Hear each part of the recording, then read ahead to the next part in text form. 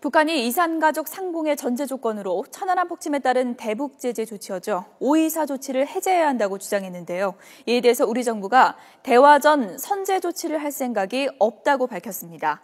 우리 측 대화 제의에 대해서 북한이 아직 호응이 없어서 설 전후 이산가족 상봉은 사실상 어렵게 됐습니다. 황혜경 기자입니다. 김정은 위원장의 신년사 이후 유화 움직임을 보이던 북한이 지난 주말 사이 또다시 강경 입장으로 돌아선 듯한 모습을 보이고 있습니다. 대북 전단과 한미 군사훈련을 문제 삼다가 갑자기 5.24 조치 해제를 요구하더니 이제는 단호한 징벌로 다스리겠다며 협박하고 나선 겁니다. 우리 군대와 인민은 끊어진 민족적 유대와 혈맥을 잇고 북남 관계에서의 대전환, 대변혁을 가져오기 위한 역사적 조치들에 계속 도전에 나서는 경우 단호한 징벌로 다스려 나아갈 것이다. 하지만 정부는 북한이 대화에 나서기 전 먼저 이 같은 전제 조건을 들어주는 조치를 취할 생각은 없음을 분명히 했습니다.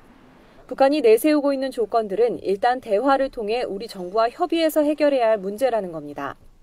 대화의 장이 개최되기도 전에 그런 어떤 전제 조건, 부당한 전제 조건을 우리 정부가 들어준다는 것은 앞으로 진정한 남북관계의 발전, 근본적 발전을 위해서도 바람직하지 않다고 생각을 하고 있습니다.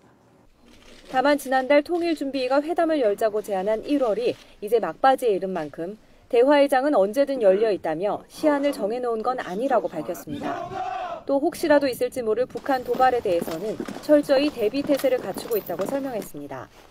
우리 군은 북한의 어떠한 도발에도 단호하고 대응할 수 있도록 군사 대비 태세를 갖춘다는 것이 기본 입장이고 변함이 없습니다.